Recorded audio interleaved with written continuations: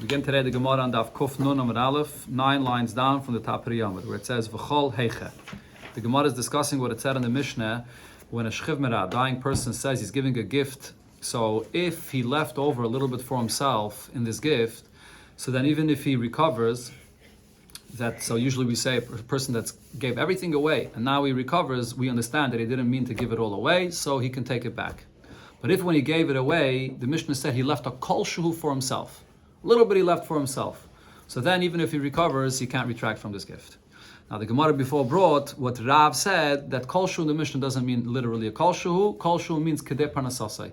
It's to be an amount that would be enough to be able to support himself. Then since he kept that amount for himself, so he can't retract from the gift. And the Gemara, Abaya asked on this, or Rav Yosef asked on this, the Mishnah says kol shehu, which means a tiny drop. How could you say that the word kol shehu in the Mishnah means kedei parnasasai, which is much more than a tiny drop? So here, the Gemara will ask from a different Mishnah where we find this expression of kol shehu, and kol shehu in the Mishnah not necessarily has to be taken literally. So the Gemara asks and says, V'chol heiche detani kol shehu. Whenever the Tana of the Mishnah uses an expression of kol shehu, lesla shiura, does that mean that the Tana is not referring to a specific amount, which is more than just a tiny drop? And the Gemara brings an example where the Mishnah uses the term kol shehu, and it does not mean literally a kol shehu. But Vatanan, there's a Mishnah that says, this Mishnah speaks about the mitzvah of reishis hageis. When you share the wool of sheep, so then you have to give a certain amount to the kayin. Now it has to be 5 sheep, and it has to be a certain amount of wool. Only when there's a certain amount of wool, then you give a part for this to the kayin. Now the question is, how much does the sharing have to be that it should qualify, it should be enough amount for the mitzvah? So it's a machlokes here. Abdoise ben Harkanes Aimer, Chomesh recheles geizes, when you're sharing the wool of 5 sheep, and how much does the amount of wool have to be from each one of these sheep? Mana opras. Or the way the Bach is guided is mana opras. The amount of wool from each individual sheep that you're taking here has to be the weight of a mana and a half. We're talking about in those times where money went by weight, by the size and by the weight. So a mana and a half, that's the weight of the amount of wool that you have to be sharing from each sheep in order to be, then chayav is bereishis hageis. Then you have to give that amount that has to go for the kayin. However, Chachamim say, no, it's much less. Chomesh recheles geizes kol shehin. That you have the 5 sheep, and you're sharing wool from it, and the Mishnah uses the expression kol shehin, whatever it is. As long as it's 5 sheep that you're sharing wool from it, whatever it is, the mitzvah of reishis hageis applies that you give to the kayin. Now, when Chachamim here use this term kol shehin, does it mean literally kol shehin, even the tiny amount of the wool that you're sharing from the sheep? Now, it was said regarding the opinion of the Chachamim. What do they mean when they said kol shein? Kama kol shein. What is a kol shein? Omarav, so Rav explained, it means mana upras. The total amount of all 5 sheep should be this amount of a mana upras. So the Rabdaisa said that from each individual sheep it has to be this mana upras, a mana and a half. Chachamim say the total amount should be a mana upras. And another detail, ubulvad shiyu v'chumashais. And it should be at least a fifth of this mana pras has to be from each one of the sheep. So if you have less than a fifth of a mana pras from one of the sheep, so then you're not going to be chayiv either. It has to be at least a fifth of this amount of a mana pras from each one of the sheep that you're sharing the wool. So what's the point the Gemara is proving from here? Chachamim used the term kol shehin, and nevertheless we see that Rav said that it didn't mean literally even a tiny amount of wool that you share from the animals that you have to give for the kayin. Kol shehin also has a shear. So if so, in our Mishnah as well, when it said kol shehu regarding a shchivmira, that if he left something for himself, then he can't retract from the gift, kol shehu doesn't mean mamish nothing, it's just a tiny drop. It means also a certain share, which would be for the amount of parnasa. Okay, but the Gemara says you can't compare it to that Mishnah. There's no raya from there that just like their kol shehu has a share here as well. Hasam bedinu delay listening kol shehu. Over there, Itake Chachamim should have not used such a kind of a word, kol shein, because it's misleading. It's not a kol shehu. But because the Tanakama gives such a large amount, such a big shear, that you have to have 5 sheep, and from each one of them separately, there has to be a mana or pras, a mana and a half of weight of this wool. So because he used such a big shear, so Amariyu Nami Shir Zutre. So Chachamim want to show the contrast. They want to stress that no, it's much, much less than what you said. Therefore, they're using this term of kol shuhu to point out how much less it is. Therefore, karer la kol shuhu, they use this term kol shuhu. It was only to contrast because of the large share that the Tanakhama said. But in our Mishnah, where the Mishnah uses the term kol shuhu, it's not coming to contrast to anything else. Why would the Mishnah use a term kol shuhu if it could have just said, clear, kadei parnasasa? It has to be, you have to have the amount that the person could make parnasa from. And therefore, seemingly here, the Gemara concludes that when the Mishnah says kol shuhu, it means literally a kol shuhu. And also, the Gemara before said, because the Mishnah said karka, it has to be a kol shuhu of a piece of land that the person kept for himself, not a kol shuhu from any movable items. Which, this the shchiv made that talk. Yeah. Right? Yeah. So the kol shuhu couldn't be on karka, he's on his deathbed. I mean, that probably has to do with money. No, it's a gift. It's a gift, though. No, it's a gift. He's giving a gift from anything that he owns. Money, properties, whatever it is. Now the Gemara continues additional halachas regarding the shchiv merah. Looking at, we already started discussing this before in the Gemara, different languages a person says when he gives the gift, how are we to understand what he's saying? And the truth is that Rashbam here says that what the Gemara is going to discuss over here regarding the language a person uses, and when he gives a gift, it's not only regarding a shchiv merah, but even regarding a healthy person that uses these kind of terminologies in giving a gift. So now pshita, this is obvious, and we understand this, that Omar, a person says, miltaltali leplanya, movable items that I have should be given as a gift to so-and-so. So then, what does that include? Kol mani tashmishte kani, all vessels that a person has that are movable, that person will acquire from you. But lebar mechiti yisari. But that term metaltlin does not include wheat or barley, food items. That's not included in the term movable items. Now, if the person added and says kol metaltlin, not metaltlin, but kol, all of my movable items should be given as a gift to so and so. Because he added the word kol, I say afil chiti yisari. Then even wheat and barley will be included as well. And also, a person has a mill which has the bottom stone and the top stone, so it's very heavy. But here you added kol, so then the top stone of this mill will be included in the gift as well. But the bottom stone of the mill, which is heavy and which is usually kept in place, it's not moved around. When you want to clean out this mill, you usually could remove the top stone, but the bottom stone is always kept in place. So that's not included in movable items. However, if the person said a different expression, kol de metaltal, any of the items that I have that could be moved. So he uses the term, anything that's possible for it to be moved, that should be included in the gift. Then so then everything will be included, including even this lower stone of the mill that's usually not moved around, but it could be moved. And therefore it's part of the gift as well. The Shaila was asked, Avda, if a person owns a slave, and he says that he wants to give all of his movable items as a gift. So is this slave included? Kimikarka? Is this slave like a piece of land? Or is he like a movable item? As the Rashbam explains, the shaila of the Gemara here is not regarding the actual halacha min ha-Torah, how we define an eved. It's learned from the pasuk that it says, that pasuk compares an eved, a slave you own, to an inheritance, to a property. So in the Torah, it does compare an eved to a property. But here the main question is in the language, the way people speak. Lashon b'nei Adam. When a person is giving a gift and he says metaltalin, will an eved be included in metaltalin or not? Ravashi, so brings a raya, Toshamat, says in the Braisa, Hamoicher Seir. I think we had this earlier here in the Masechta. A person is selling his whole city. So what's included? When a person sells, he owns a whole city. What's included in that sale? So machabatim, the houses, shichin, amairis, caves or ditches, merchatzois, Yeah, merchatzois, bathhouses are included. Beis habadim, the olive press, beis hashlochim. The fields that are surrounding the city are also included. Aval loyas metaltalin, but any of the movable items that are inside the city are not included in the sale of the city. But now, if he says, I'm selling you the city, and whatever is contained in it, he added that why, then I say, even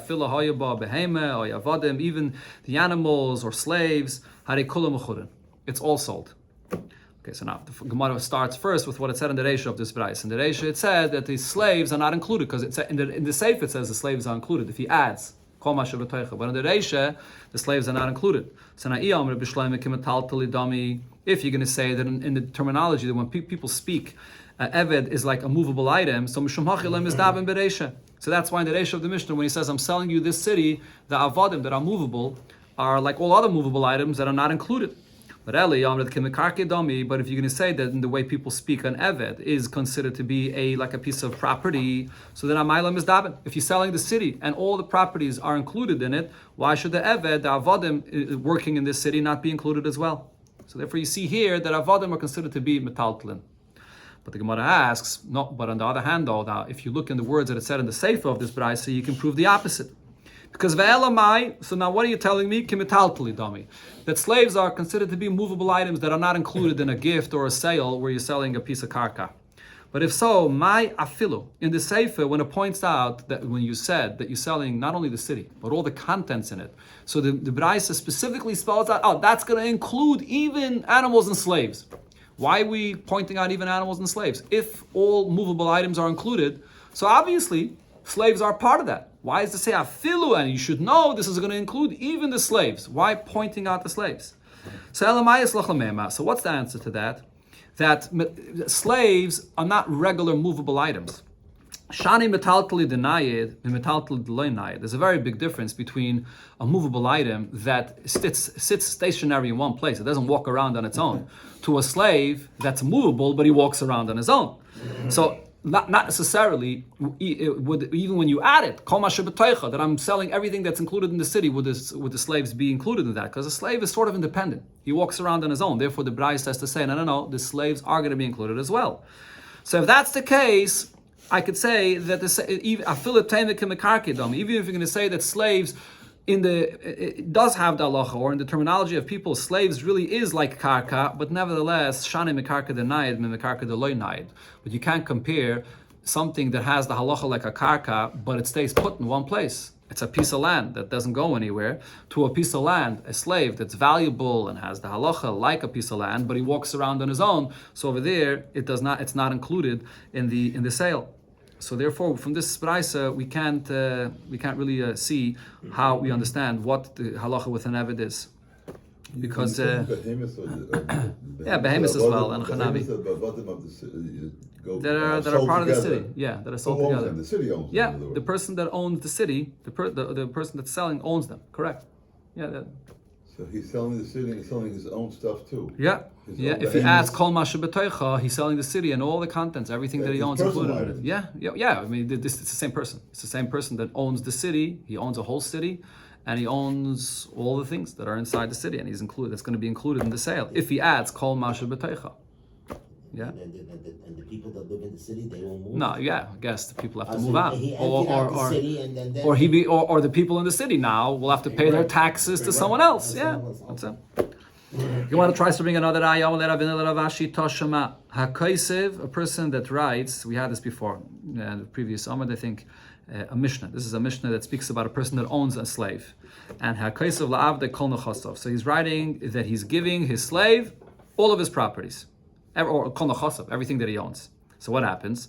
Yatsa ben chayren that is. So this slave now goes free, because included in the properties is the slave himself. So he acquires himself and he acquires everything else and he goes free. However, if the master writes that I'm leaving a piece of karka for myself, then he doesn't specify which piece of karka that is. Then lo yatsa, then the slave does not go out free. Why not? Because when you leave that piece of karka for yourself, maybe that karka does not mean a piece of land. Maybe it means the slave. So if the slave does not go free, so if you're giving a gift to the slave, everything, but the slave still belongs to the master, so he gets nothing. Everything just goes back to the master. Whatever a slave owns belongs to the master. So then in such a case, he does not go free. Rab Shimon disagrees. Rab Shimon says, if you say that you're leaving a piece of karka for yourself, that does not go on a slave. The piece of karka is not the slave. But when would we say such a kind of exception? If you're saying that you're giving everything to the slave, he'll be free, and he'll get all the possessions of his master, unless the master says, I'm giving everything to my slave, I'm leaving 1 of 10,000 for myself. I'm leaving a small percent for myself. Now, he didn't specify a karka. He's just saying, I'm leaving a small percent of what I own for myself. Then I say, what's that small percent? Maybe that's the Eved. Even if the Eved is much more valuable than that it doesn't matter. But maybe the way he's writing it, he's valuing his Eved in that amount, and maybe that's what he's leaving for himself. Then the Eved will not go free. He's just basically teasing the Eved, or he's maybe trying to show him, I would love to give you everything, but you're still mine, so you're not going to end up getting anything. What's the chiluk? The Jewish chiluk? Again, in the Reisha, according to the Tanakami, he said karka kosher. Because he said karka, that's not the eved. According to Rab Shimon, karka that cannot be leaving out the eved. So therefore, Rab Shimon says only if he says chutz me'echad meribi, he doesn't identify at all. He doesn't say what that echad meribi, that could be the eved, and therefore the eved is left out of the gift. So the eved is still a slave, so he gets nothing. Now, Rav Dimi Bar Yosef Amar Rabbi Elazar, Rav Dimi Bar Yosef Amar Rabbi Elazar said about what it says here. According to the Tanakame, when he leaves out karka, that also metaltalin shir etzel eved, that by the eved, when the master left out a piece of karka, even if he just said that I'm leaving over a piece of metaltalin for myself, not only when he says he's leaving over karka, even when he says he's leaving over a piece of metaltalin for himself, I say that might be the eved that he's leaving over. And v'layasa metaltalin shir etzel ksubah. This halacha will not apply when it comes to a ksubah. Now, this is the halacha by the ksubah. This refers to a case where a father gives away all of his properties to his children, and he gives something to his wife. So as long as he gives something to his wife, and his wife is quiet, so then, because she didn't protest on this, we say that she's forgiving her ksubah. But it's only if he's giving something to his wife. What is it that he has to give to his wife? A piece of karka, not a piece of metaltalin. That's by the ksubah. Now, v'amalei Rava le Rav Nachman. Rava told Rav Nachman to explain this halacha here. When you're giving your eved a gift, and the master is leaving something for himself, even if he's leaving just a piece of metaltalin for himself, the eved will not go free. My time, and what's the reason? Because of the metaltalahu, the way people speak, they speak of their eved like a movable item, and therefore metaltal have a shear. So if your eved is treated like a piece of metaltalin, he's a movable item. So therefore, if you're leaving out in the gift that you're giving to your eved a piece of metaltalin, that could be the eved you're leaving out. So therefore, the eved will not go free. But when it comes to ksubah is isha. If a person gives away everything he owns to his children, and then he's giving one item to his wife, and what's that one item he's giving? He's giving only a piece of metaltalin to his wife, then we're not going to say the wife is meichel, because that piece of metaltalin that she's getting is nothing. It has no, that's not valuable for a ksubah, because a ksubah is isha mekarkahu. To lien, to accept, to collect, that is, to collect a ksubah, where does that come from? From a karka, from a piece of land. So therefore, if you're leaving for your wife just a piece of metaltalin, that's not considered to be something significant that you gave her, that we would say now that she accepted that, and she's meichel the rest of the ksubah. It has to be dafka, a piece of karka. Okay, so what's the point the Gemara is proving from here? What do you see? That when it comes to an eved, not only if a person says he's leaving over a piece of karka for himself, that the eved would be, that maybe that refers to the eved, a master that's giving everything to his eved, but he says, I'm leaving a piece of metaltalin for myself, the metaltalin could be that eved. So we see that in the language, the way people speak, even though Menatayra, eved, is compared to karka, but in the language, the way people speak, metaltalin could be that eved, and therefore he won't be free. But the Gemara says, no, you can't bring a raya from this brayse, because there's a completely different shot in what the Tanakama is saying here. Why the eved is not going to be freed. Amalei Anan, we explain this this Mishnah here regarding this eved. It's the Mishnah. We explain this different. Mishom de lav kreis gita masninanla. We explain that Mishnah to be, the reason is because you're giving him a shtar that's freeing him, and in the shtar it's written something that says that the master is keeping something for himself, he will not be free. What does the Gemara mean by this? The way to free an eved is similar to the way you give a get to a isha. Just like by a get to an isha, you have to give her a document that says in her, Hareyat Mugareshet, that she's divorced from her husband. The way you free an eved is also with a shtar shikhra. You have to have a shtar that you're freeing the eved from this master.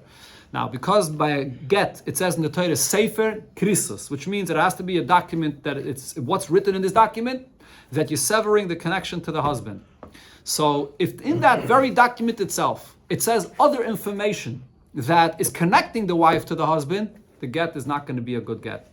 Similar over here regarding a shtar shikhra, when you're writing into a shtar that you're freeing your eved, so you write into the shtar, I'm giving you everything away, which includes himself, that he goes free. But then you write another line in that shtar, I want to keep some metaltalin for myself. the Eved will not go free. Why not? Not because the metaltalin you wrote in that star might be referring to that Eved. Even if it's not referring to that Eved. Even if we're going to say that metaltalin is not an Eved, because Eved is karka.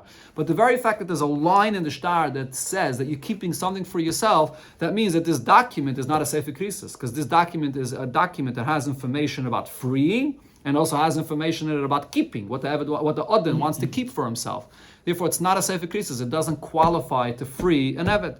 So therefore, there's no proof from here regarding the language of people, whether metaltlin could be an Eved or not.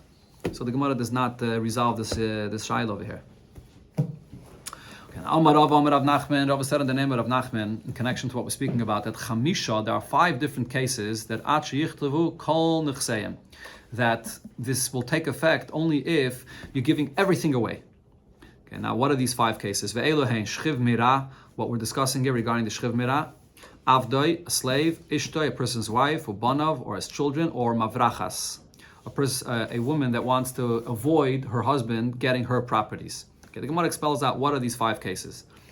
Some of them we already learned before. Shchiv mira, regarding the case of the shchiv mira, this is what we're learning about here. And the Mishnah that we had before, the Tnan, the Mishnah says, shchiv mira shekosav kol nechasav la'acherim, shchiv mira that writes, or that he writes, or he says, he's giving away all of his properties to someone, but v'shir karka kol shehu, but if he leaves a little bit for himself, matnasa kayemes, then I say that even if he recovers, the matana stays in effect. Lo yishir karka kol shehu, if he doesn't leave anything out, then I say, matnasa kayemes, if he recovers, the matana will not be in effect. So this is one case where I see that the halacha will only be true if he gives it all away. If he gives it all away, then I say he has the ability to retract from it if he recovers. That's one example of this.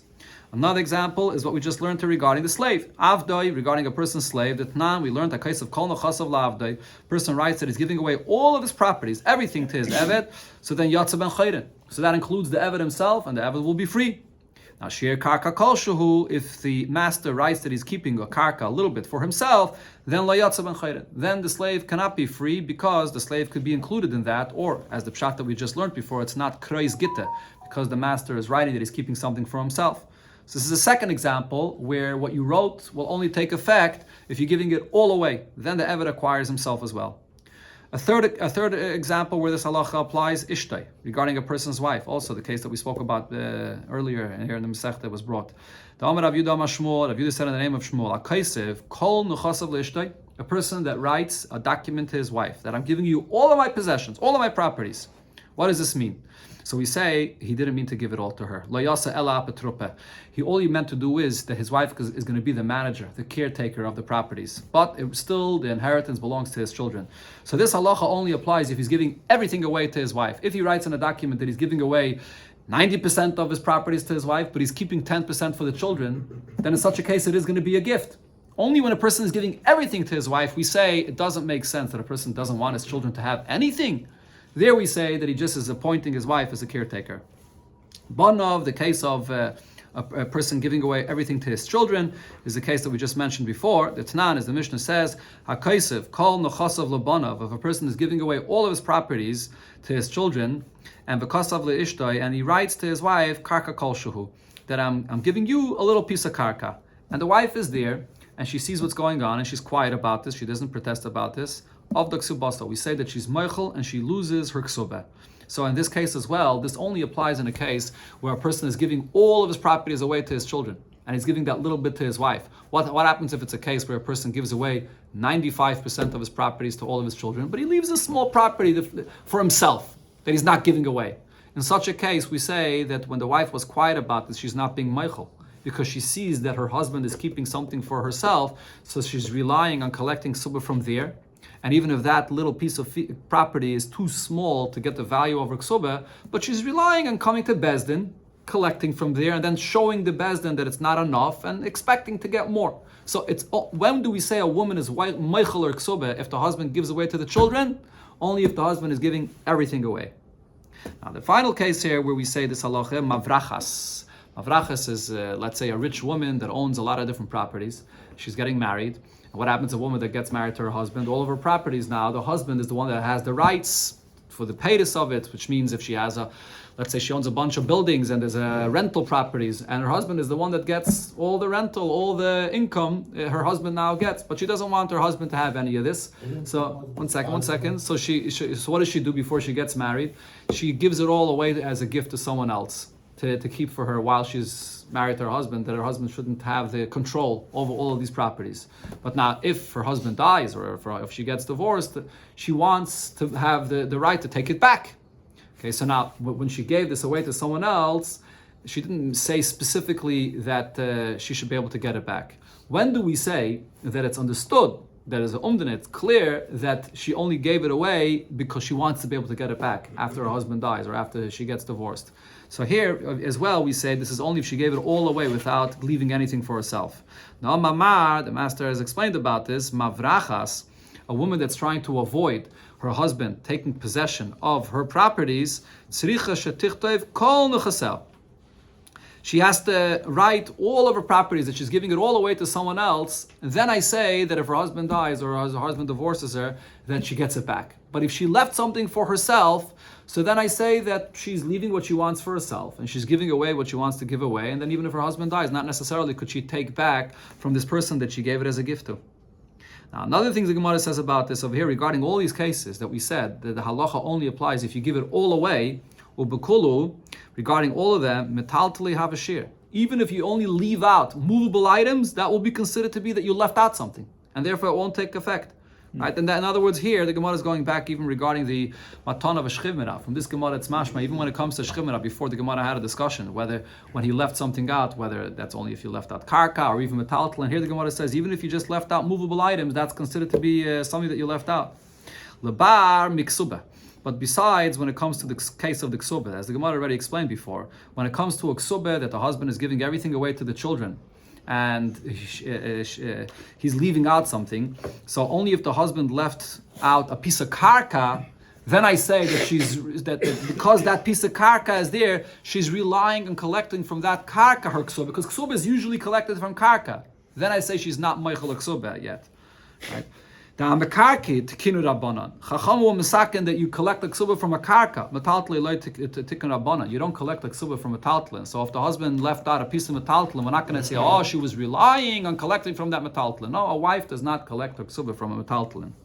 Okay, but the Gemara now brings an exception to this as well. Ameimer Omar, Ameimer said, even regarding a ksuba, metaltli the ksiva b'ksuba, if in the ksuba it was specifically written, it's not usual. Usually you don't write such a thing in the ksuba, but if in this ksuba was written clearly that the metaltalin are going to be where the woman's ksuba is going to be collected from, and though those metaltalin are still here and the husband is not giving it away, havashir. That's something that's going to be considered left over for her to collect from, and therefore she's not meichel ksuba because it's specifically specified that she's going to collect from these metaltalin. Now the Gemara goes back to what it started off with before, different languages a person uses when he gives a gift. And like I said before, this is whether the person is a shchiv merah, whether the person is a healthy person, and he uses this terminology, what's included in this. So Amar, a person said, Nechasai leplanya, my properties should go to so-and-so. How do they translate Nechasai in the... Possessions. Okay, so I wasn't sure how to translate this, whether Nechasai, because it's interesting that Rashbam here says that this din of the Gemara regarding Nechasai, the Gemara here is going to go through a lot of different details now. What's included in the term Nechasai? So the Rashbam here says that this is not only in Lashon Kodesh, but it's in any language. Any language that you use this term nechasai, what's included? So I guess they translate it as possessions. What's included in possessions? So avde ikri nechasai. Slaves are part of a person's possessions. And the Gemara brings from the lashon of the Mishnah. The Mishnah says a kaisav kol nechasav laavdoi yotza ben chayrin. A person that writes that he's giving away all of his possessions to his slave. So the slave is part of that, and therefore he acquires himself. And now he goes free and he gets all of his master's possessions. So we see that Nechasai includes the slave himself.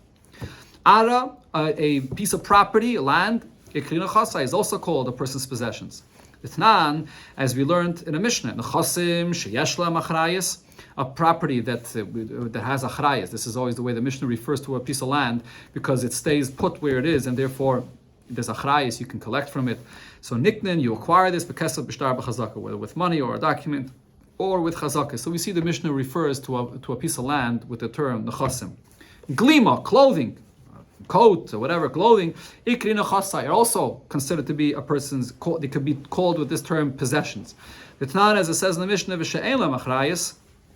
Any other movable items that have no responsibility, meaning that you can take it from one place to another and it disappears. So niknin el b'meshicha. You acquire that b'meshicha when you take it into your possession. So this refers to clothing or any other movable items are also called possessions. Zuzi, money, cash, ikri nichse. They're also called a person's possessions. And at now we see this in what it says in the Mishnah that v'she'elam achrayis, when you have any movable items, nickname that can be acquired in the chasam sheyesh lam achrayis, along with properties that you sell, because of b'shtar v'chazaka, when you made a kinyan on the properties. This is the kinyan that's called kinyan agav, as we had it already before in the Gemara. When you acquire a property, then any other movable items can be acquired along with it. Now this includes money as well. If you want to be makna to someone, money that you owe and that he should get possession of this, when it says here in the Mishnah the term of nechosim she'en elam achrayis, that includes money as well. How do I know? Ki hodar Rav Papa, like it happened once with Rav Papa, there was 12,000 zuz that he had that was owed to him, that was by the people in the city of Chuzai. Now he wanted someone to be able to go and pick it up and bring it for him.